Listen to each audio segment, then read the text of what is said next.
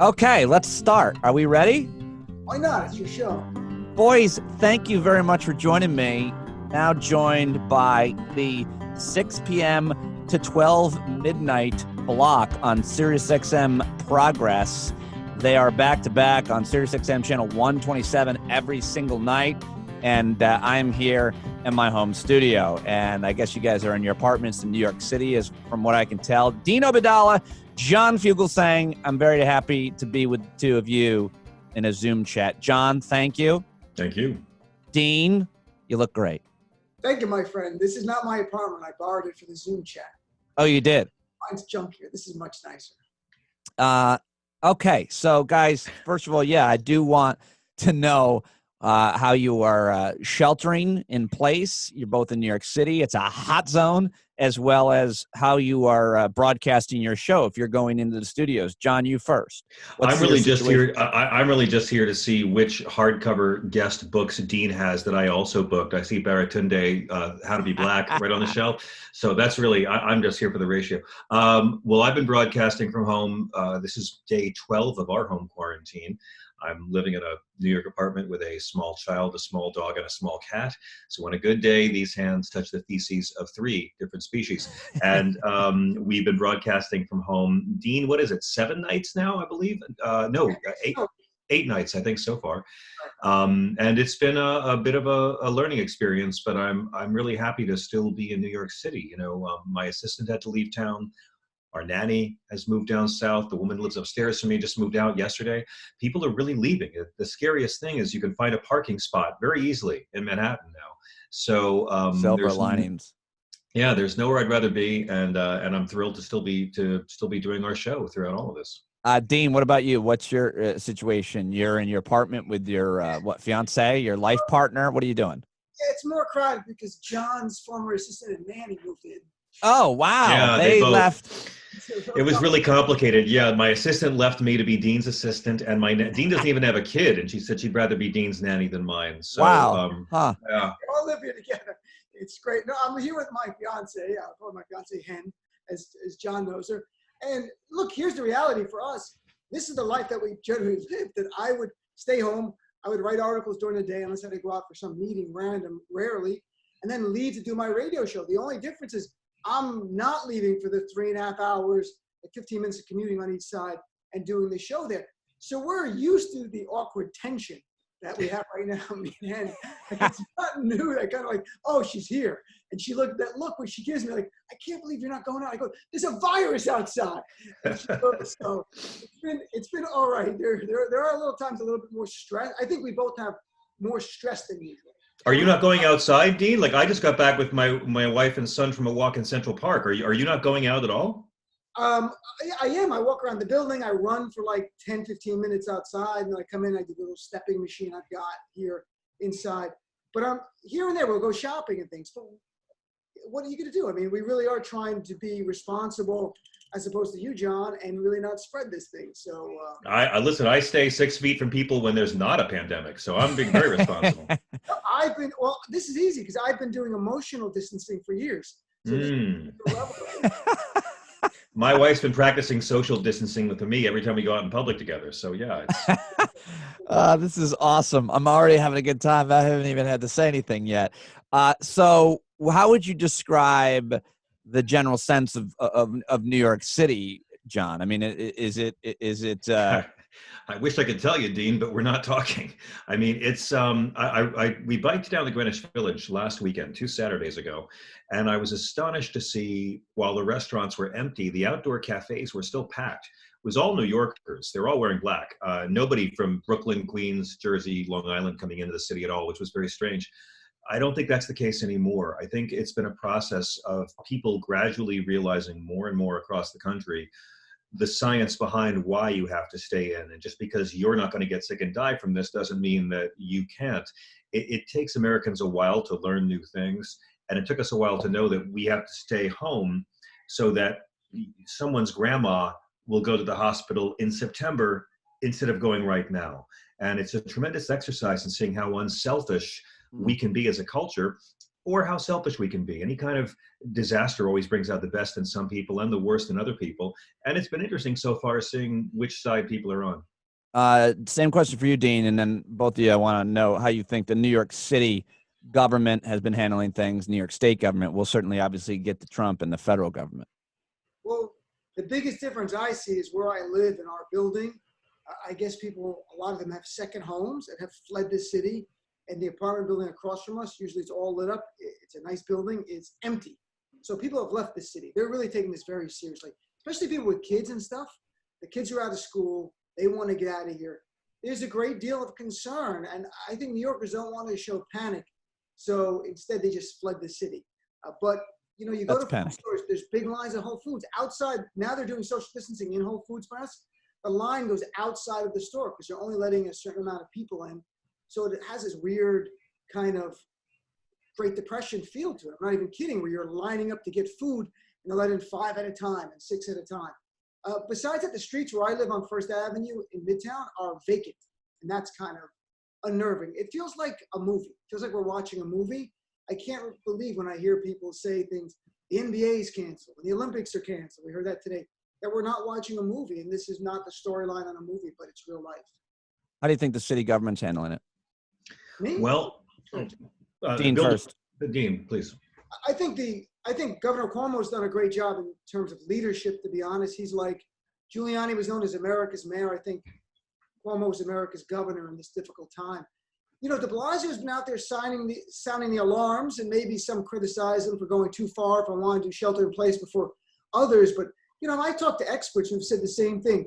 When someone's advocating something that makes you, that you think it's a little too early, that's right on time. It's when they advocate things that everyone's comfortable with that you're like, you've missed the curve already. Right. So I think de Blasio has been pretty good in leading that charge and pushing the administration, as well as Cuomo, to invoke the Defense Production Act, which Trump finally invoked a little part of it today to actually do something. And Trump's leadership is simply get pushed to do the right thing and then take credit for it. It's been horrific leadership by him. Far, far better here in New York. Yeah, we'll get to him. What do you think, John, in terms of the city and state government in New York? Well, it's great because I know if I turn on CNN or MSNBC, I'll see my mayor. So in that sense, it's a real relief. He is actually running for mayor of big media green rooms, and that's been really good to know. But I agree with Dean. You know, I do think that it's been an exercise in learning when overly cautious is just cautious enough. Last Wednesday, we tried going out for a quick walk with our little one, stopped by the drugstore. And then my wife and I were like, oh, wait, we just took a small child into an enclosed room full of all the sick people.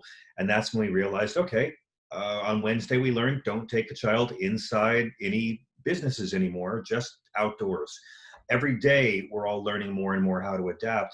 Things that seemed way too uptight a week ago, now we're not sure. And I'm sort of erring on the side of, if it makes you relaxed, then don't worry how silly it looks.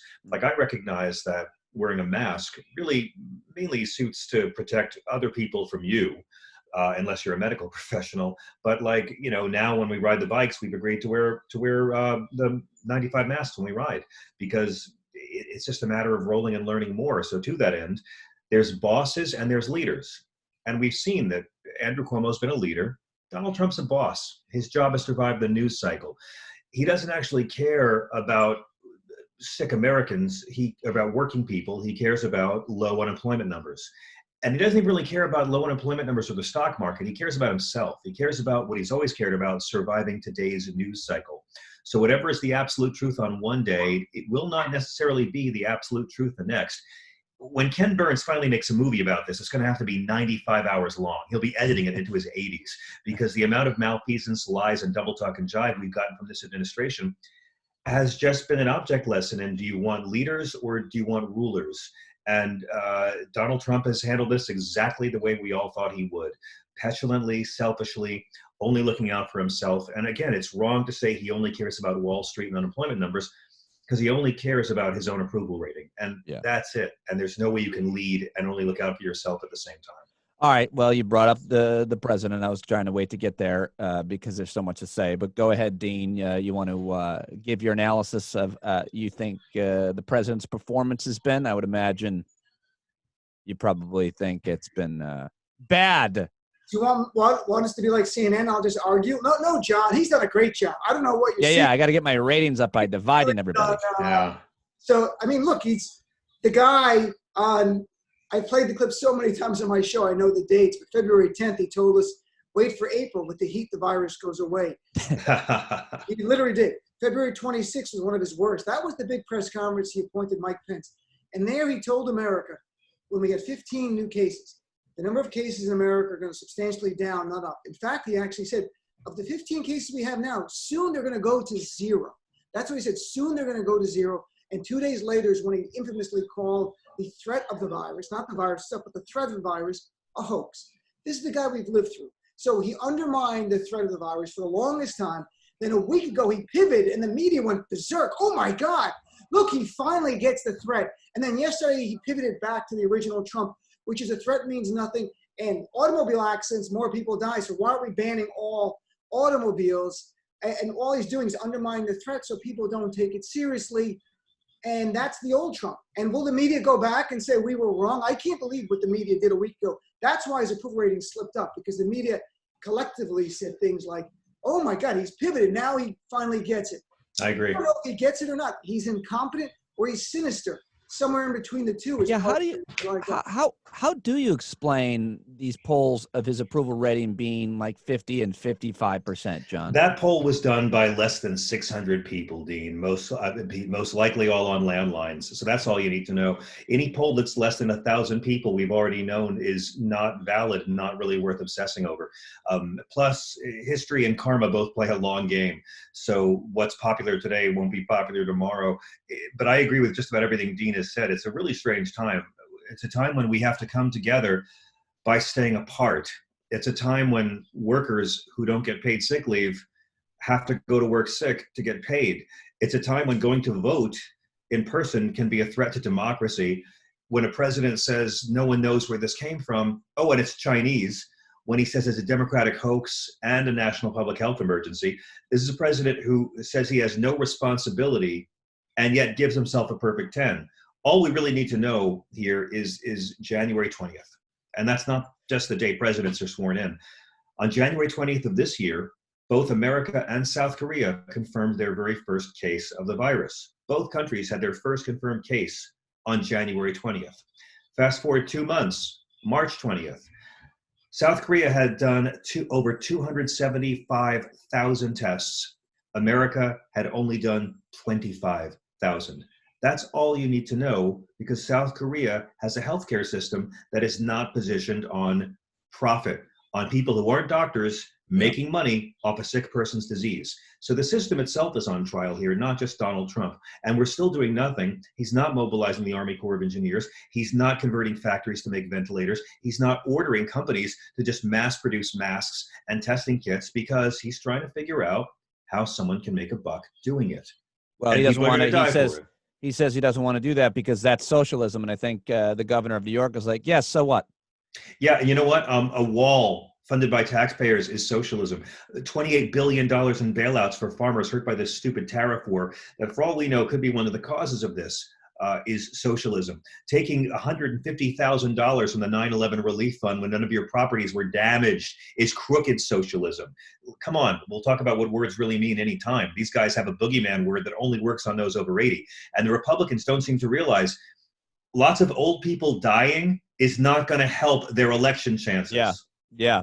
And it's not going to help ratings of Fox or other networks. Dean, what about, I want to hear from both of you on how much you're talking about, if you talk to any experts on the election. There's a lot of concern about the November election. Forget about the nomination for the Democratic Party. I mean, we can talk about that, but how hard would it be to ramp up mail-in ballots? How much have you guys talked about this, read about this? Because I'm just starting to get read in on what the options are for the November presidential election in terms of how it could be pulled off. Dean? Are the elections still a thing that's happening? Because no one's talking about it. I mean, even Bernie surrogates come on my show where members of Congress are not even talking about it. One quick thing, though, what John mentioned, South Korea, and all of that, John, at the end of the day, South Korea has about 8,900 confirmed cases. We have over 40,000. They have less than 100 dead. We have now over 500 dead. And they're not self-quarantining in South Korea. They don't have to. They didn't do the massive lockdown because they did mass testing and a sophisticated tracing program. We did nothing. We had Trump calling it a hoax. So let's be very clear. And another thing I want to add that I try to remind people, through this all right now, the Trump administration is in federal court arguing to end all the benefits of the ACA, including coverage of pre-existing medical conditions. The Supreme Court just weeks ago took the case where they're a key player in arguing to end the ACA. And guess what? If you get this coronavirus, a big percentage of those who go to the hospital, 20% go to the hospital, have permanent lung damage. That's a pre-existing condition. So good luck when you get your next policy, because Trump has his way. You get no coverage for that. You get no coverage for the medicine, for the care you're going to need. And the Trump administration should drop their position on that case. They should flip their position and do better, actually get the Republican AGs who brought the case to drop the lawsuit completely on a humanitarian basis. Going back to the election, in the House Speaker Pelosi's bill yesterday, they introduced at least the broad strokes of it. One provision was to provide funding for states to be able to get ready for this election. So there are Democrats with vision going forward. That bill's not going to pass. The Senate bill may have been agreed to by the time we came on. They were getting close. I don't think that has money in there for doing that for states who can't afford to go to a mail-in ballot. You've got to go to mail-in ballots. We don't know where we're going to be. We just canceled. They just postponed the Olympics for July. So let's be ready 100%. This election has to go forward. I agree with Dean completely. I mean, the irony here is, and irony is the one religion that'll never let you down, the GOP has spent so many years devoted to depressing voter turnout, whether it's gutting the Voting Rights Act and taking away the pre-clearance rules so they can have these ridiculous, non-effective voter ID laws that strip voting rights away from people, whether it's gerrymandering, whether it's purging the voter rolls. There's so many tactics they've had for so many years to try to turn down the vote, because when there's high voter turnout, Republicans always lose. They are the very organized minority, and they're always going to show up on midterm election days. But when there's a big election and everybody comes out, they lose. So the irony here is now that if they don't convert to mail-in ballots, they might be a victim of their own scheme, because it's going to be old folks and seniors who, again, are the bulk of the Fox viewing audience and the bulk of their voting bloc, who are going to stay home on election day for fear of their own lives. But Dean's right. Now, for years, these racist voter ID laws, they'll always come out and say, well, you don't have to show an ID when you vote by mail, right? They'll say like that all the time. And my whole thing is like, you have to show an ID when you vote? Really? Tell it to the troops. Because our military stationed overseas has been voting by mail ballot for years. And I never hear that said. Why don't the troops have to show an ID when they vote? So now you're going to see the same racists who had no problem with the military doing mail-in ballots are suddenly saying, we can't have mail-in ballots. No, it's too easy for fraud. Again, it's the same double talk and jive because they're trying to depress turnout. But now they've checkmated themselves. If you don't have low voter turnout, I mean, if you don't have mail ballots, your people can't vote. But if you have regular elections, your people might not show up to vote.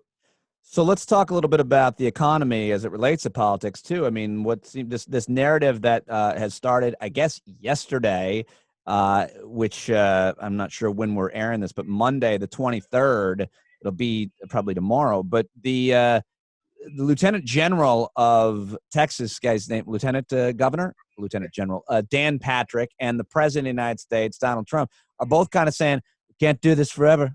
We can only do this for a couple more weeks, because they know the economy is getting crushed, and that's going to hurt Trump, obviously, politically. You already touched on that. But this guy in Texas saying basically last night on Fox News, and the internet just erupted. The country media just erupted at this idea that he's saying that the elderly are willing to die for the young to have a good life and economy.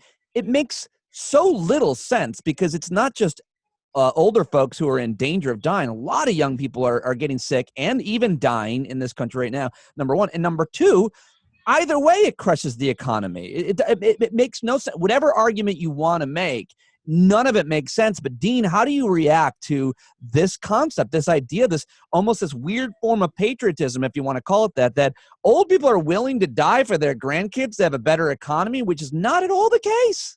No, first of all, I have to commend your impression of Bob DeBono. That was amazing what you just did there. My impression of Bob DeBono, comedian Bob DeBono's impression of Donald Trump. Thank you. It sounded just like Bob was in the room with us. That was great. Secondly, Dan Patrick wants to make this sound like it's World War II and it's the greatest generation and he's going up to fight the Nazis. So that, but its reality is he wants Chipotle to open up a few weeks earlier, and he's willing to sacrifice his life so the kids can go to McDonald's and get their chicken McNuggets. This is a matter of weeks to months. This is not a life-changing thing. He goes, I want my kids to live the same life I did. Well, what is that? A bigotry and despair? I don't know what the life is you lived as a young man, but this is going to pass. Wuhan is 2 weeks away from reopening, and that was the dead zone. That's set ground zero. So this ridiculousness, forget Patrick. Look at Trump. Trump is clearly saying with this whole idea about we have car accidents, we don't ban all cars. That's what he said yesterday. Make life risk. The idea is I'm willing to sacrifice Americans because I'm a wartime president, so that companies and Wall Street in turn can have more profits. In the time of a real war, there are times the commander-in-chief has to sacrifice Americans. That happens. This is not one of them. This is not life and death, and that we have an enemy that's attacking us. This is a virus that we can control. We can at least self-contain and flatten the curve. Trump doesn't want to do that. He says he's a wartime president. I guess as long as the war didn't last more than 2 weeks, he would have been fine.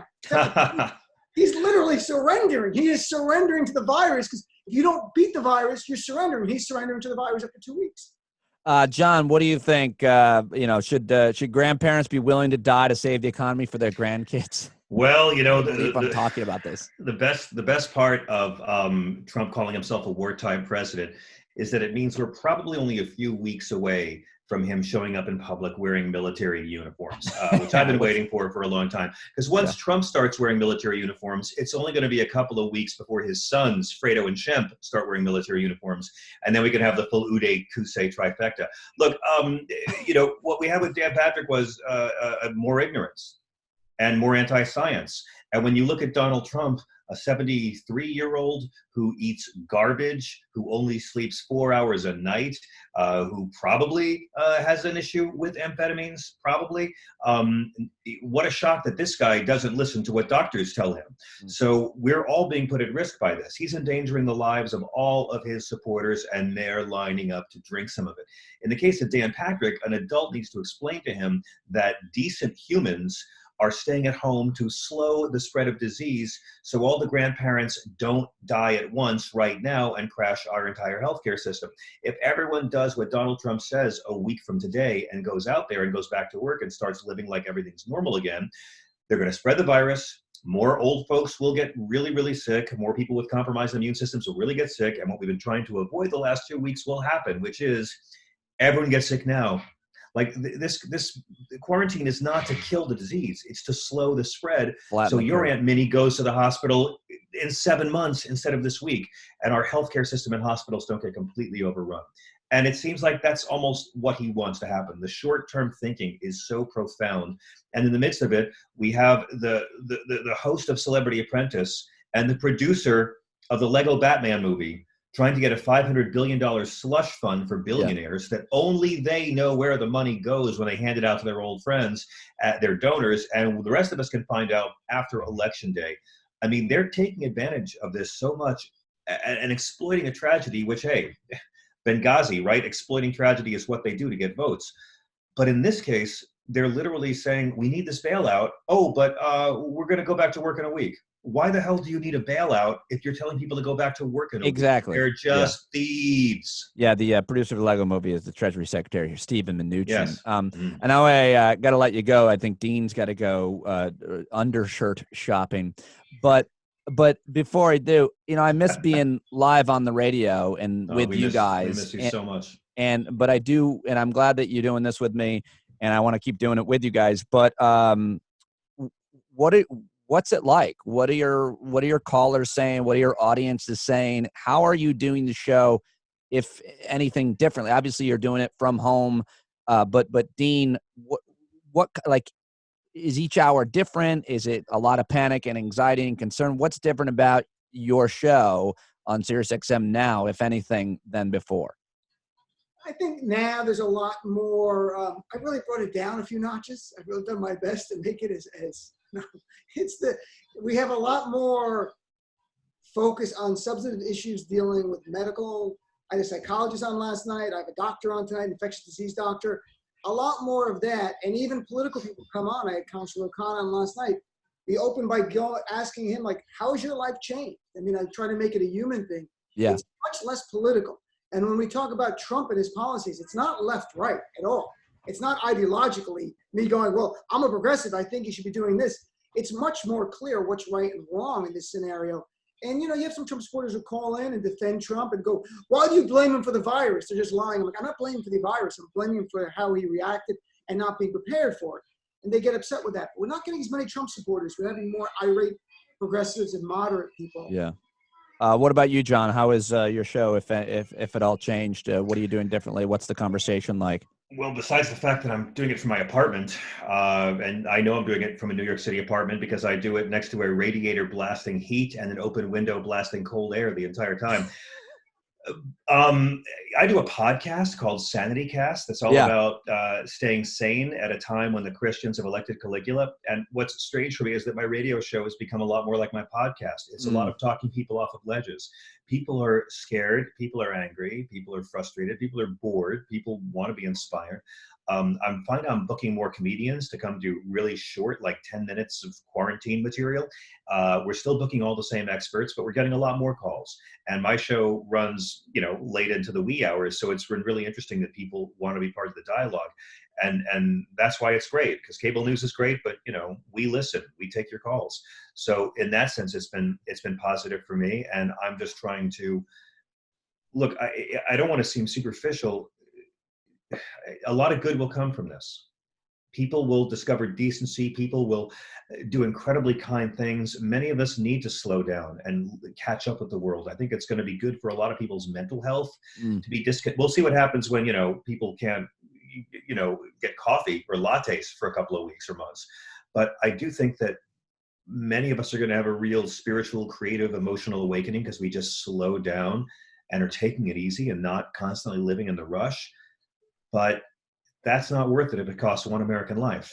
For all the good that's going to come of this, people will die, people will suffer. There will be so many funerals, and we won't be allowed to go to them. And no one deserves that. So Donald Trump doesn't deserve blame for the virus. He deserves blame for blame. Oh, right here at the end, you broke up. He doesn't deserve blame for the virus. He deserves. Now, John, we lost John. That's okay. We were done anyway. Guys, thank you very much for joining me. Listen to Dean and John starting at 6 p.m. East on SiriusXM Progress, channel 127. I've got their Twitter stuff right here on the screen if you're watching the video, or if not, at Dean of Comedy, at John. No, that's not it anymore. It's at Dean Obeidallah. Forgive me. At Dean Obeidallah on Twitter, at John Fugelsang. Follow them on Twitter. Listen to them. And boys, you're both welcome. You have to get out of the city to come upstate to my place. I've got a shed. It can fit both of you and one of your spouses. That's a dream. All right, dream come true. Thank you, Pete. Thank you guys very much. Take care. All right. Listen to Stand Up with Pete Dominic anywhere you get your podcasts, and subscribe to youtube.com/standupwithpete.